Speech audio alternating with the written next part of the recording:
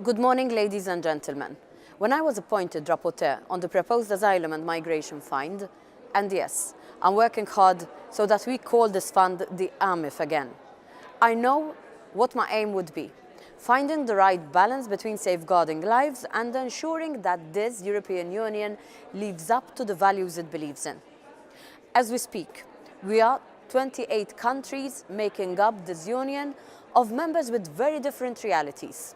I know, I'm a representative elected from Malta, and I emphasize this because we are what you would describe an island on the periphery.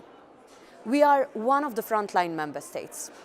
Our realities, our resources cannot be compared to any other country in this family. Yet we make sure that we abide by our responsibilities, by our obligations. Why am I speaking about Malta? You are present here today to discuss the Follow the Money report, the way forward, and analyse what can be expected under the new framework for the proposed MFF for the period 2021-2027. A fund that is increasingly associated with the principle of solidarity and fair sharing of responsibility. But what does this mean for the member states that utilise this fund to implement the national programmes? What will it mean for how the money on the thematic facility will be used? The use of this fund in practice is what will impact all. And let's be blunt, around us we struggle to see leaders implementing solidarity in action. As rapporteur, I feel an obligation to refer to these events because it is our responsibility as European Parliament to push member states to do more. To show solidarity, not by words, but in action. And it is more than the €10.4 billion, which in itself is a significant signal from the Commission on the importance it is giving to this issue. It is about policies. I have seen the majority of our political groups supporting the principle of solidarity, and this echoes the comments received by the different shadows that due attention should be given to the objectives of the fund.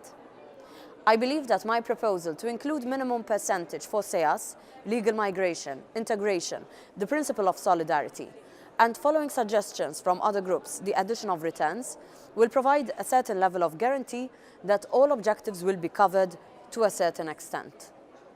There are differing views on actions in relation to third countries, as well as to what extent should local and regional authorities be autonomous in their request for funding.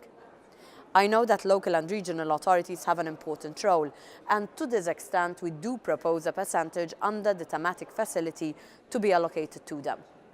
I welcome the fact that the partnership principle is another element that has been picked up by several political groups. We have an ambitious timeline to adopt this fund in the European Parliament, but it does not mean that we will take any shortcuts to present the best proposal possible. I wish you all a fruitful discussion.